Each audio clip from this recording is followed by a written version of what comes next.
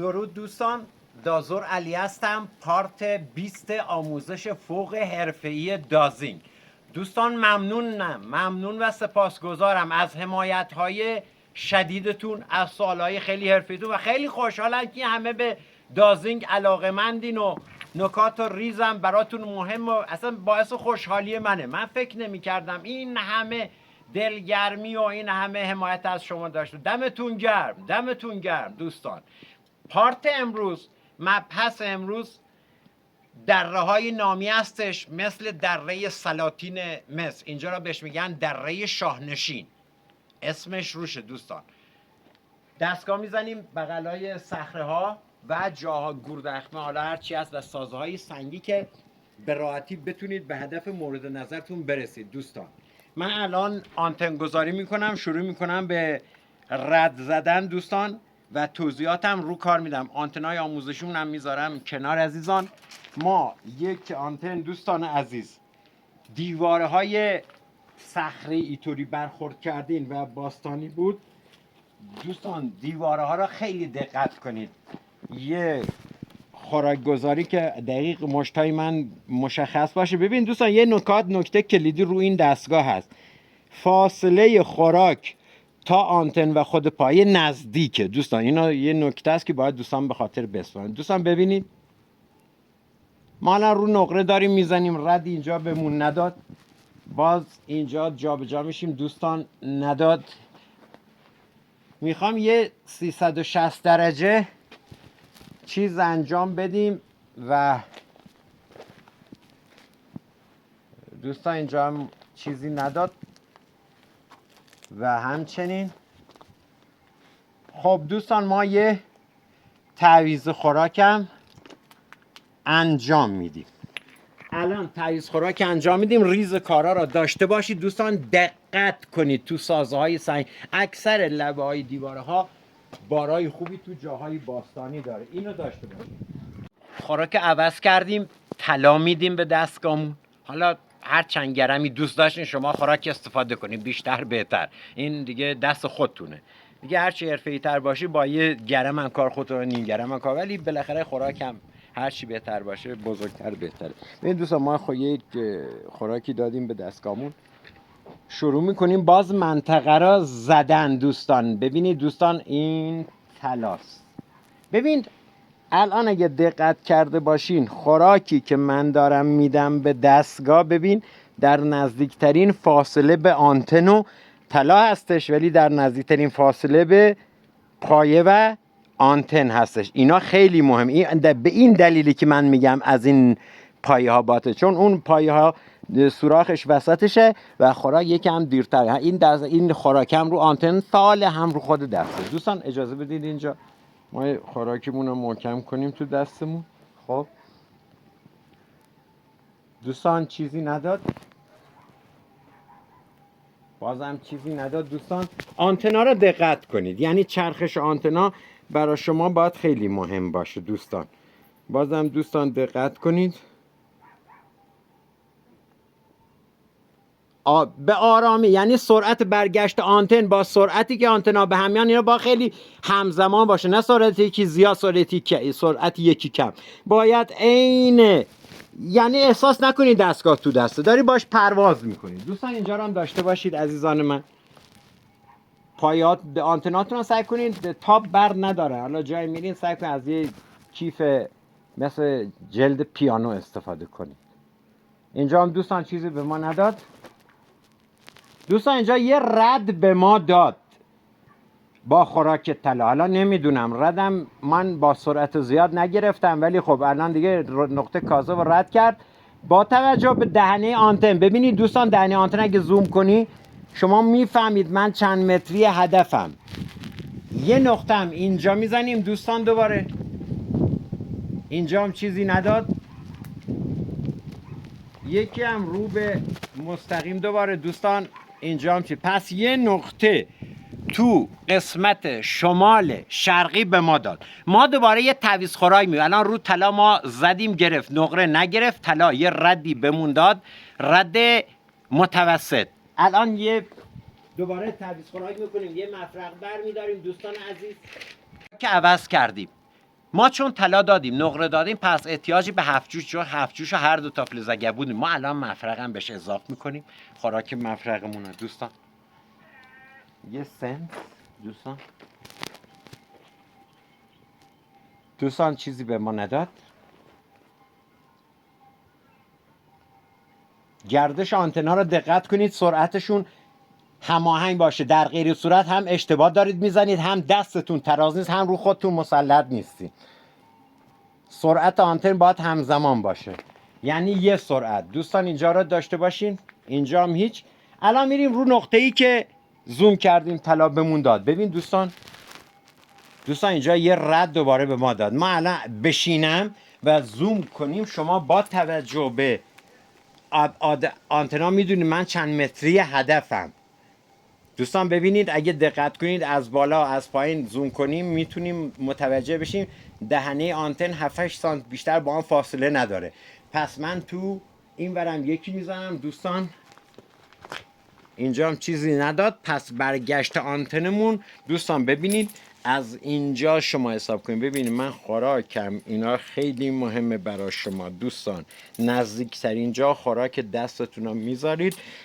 ببین الان خوراک من دقیقا چسبیده به آنتن و چیزه دوباره دقت کنید دوستان بله یه رد اینجا داد الان داره رد میکنه که دقیق نقطه رو بگیره الان دیگه دقیق ما آف شدیم رو نقطه چند ثانیه اول داره نقاط کاذب و ذرات رد میکنه دوستان اینا دقت کنید الان دیگه آف شدیم ما الان تقریبا بریم جلو پشت این صخره هرچی از پشت این صخره چون ما تا اینجا که متراژی نداریم تا اینجا 4 متر میشه من دوباره اینجا بخوام بزنم دوباره ببین دوستان اینجا چیزی به من نداد ولی این مسیری که به من نقطه داد حالا شاید یکی فکر کنه زیر این دخمه زیر این حلالی شکل اینجاست ولی ببین دوستان باز من نزدیک شدم اگه دقت کنید من شاید دقیقاً پشت این صخره هست هر چیزی هست این اتاقای پشت اتاق اونور صخره است چون ما رد اونور صخره رو بمون داده میریم اونجا که ادامه ویدیو رو در خدمتتون باشیم مانا عزیزان ما از پشت صخره که مثل غار بود دستگاه آوردمون اینور صخره مسیر به ما داد من الان از این مسیر رد میشم اگه بتونم بله از اینجا رد میشم و میام که دقیق رو کار دوستان این محدوده رو به من داد این محدوده رو به ما داد الان با ما همراه باشید عزیزان اینجا یه جوغن دیواره‌ای از چی هست یکی اینجا داریم که من الان یه دستگاه میزنم دوستان دقت کرده باشید بله آن به من داد خوراکمون هم زرد و با مفرق زدیم چون دیگه الان رو زرد حساسیت نشون داد ما میریم که ببینیم باید چیکار کنیم بله دوستان یکی دیگه هم اینجا میزنیم دوستان بله یه آمار اینجا به ما داد میایم دوستان از اینجا ببینیم کجاست کار نه میگه برگردیم ما برمیگردیم ببین دستگاه به ما دستور داد برگردیم ما برگشتیم ببین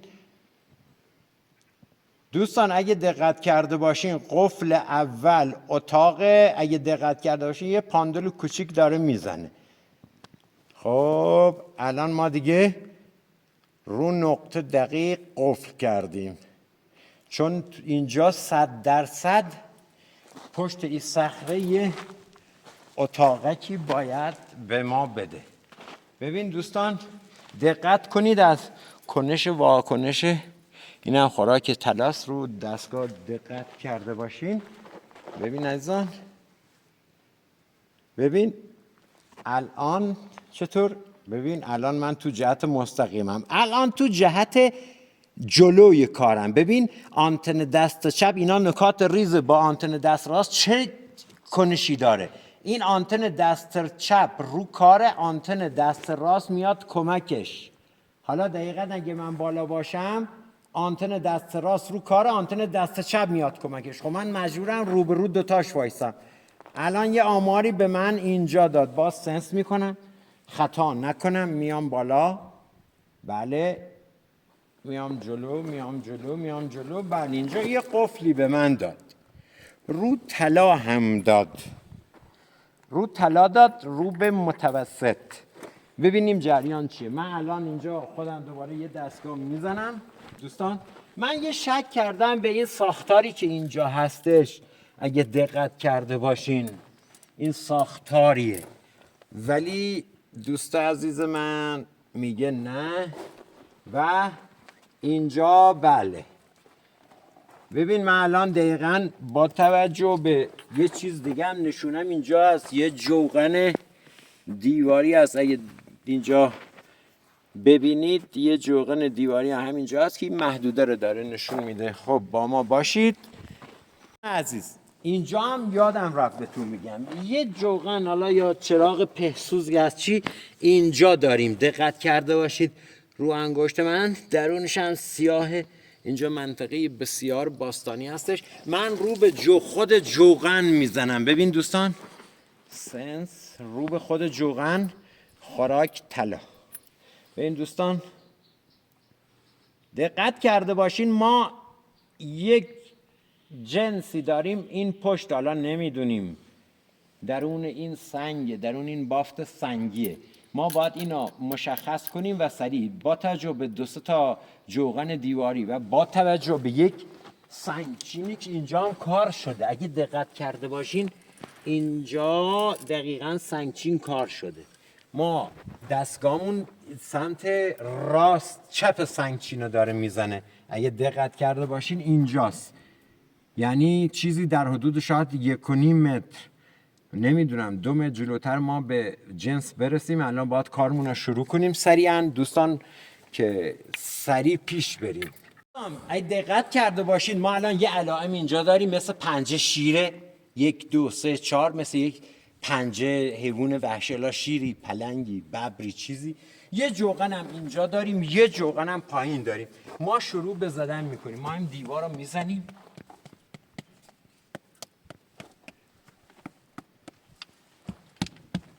دوستان اگه دقت کرده باشین صدای تغییر میشنوین از اینجا، ما بله اینم صدای تغییر کارمون که باید انشالله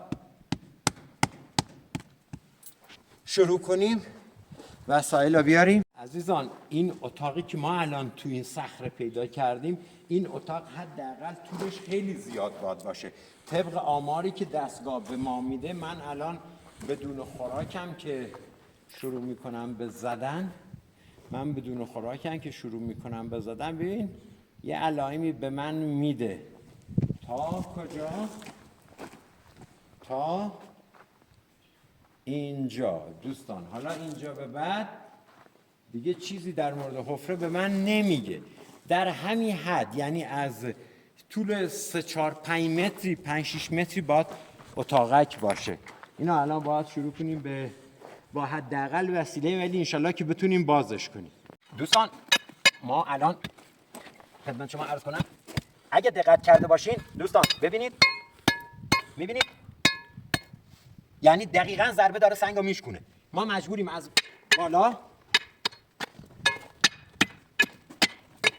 یویره مهندس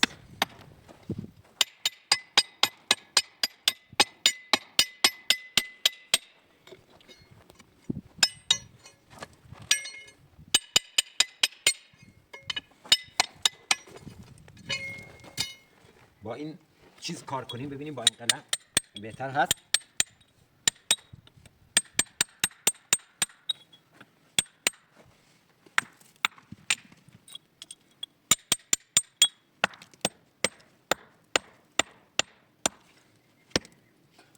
دوستان ابزارالاتمون برای حفاری کافی نیست.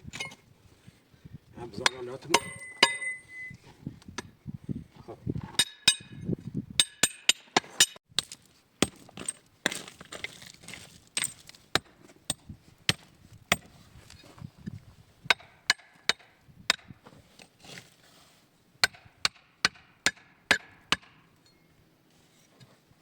دوستان تمام.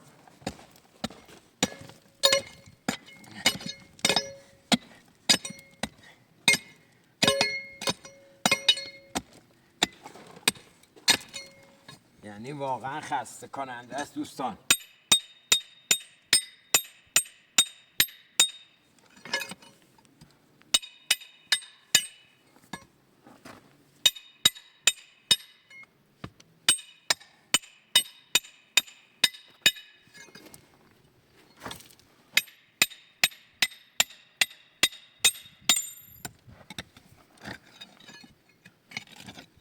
دوستان مثل این که داره راه میده به ما.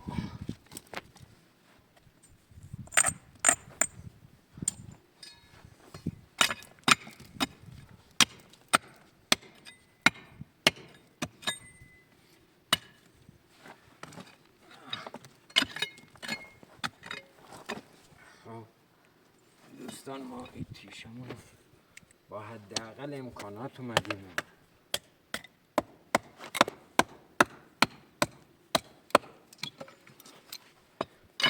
دوستان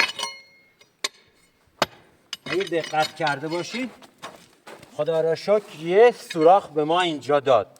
دقت کنید دوستان، یه سوراخ اینجا به ما داد و من دوباره یه چراغ بیارم اینجا بندازم ببینم چیه جریان. خطرناکه، الکی نرید.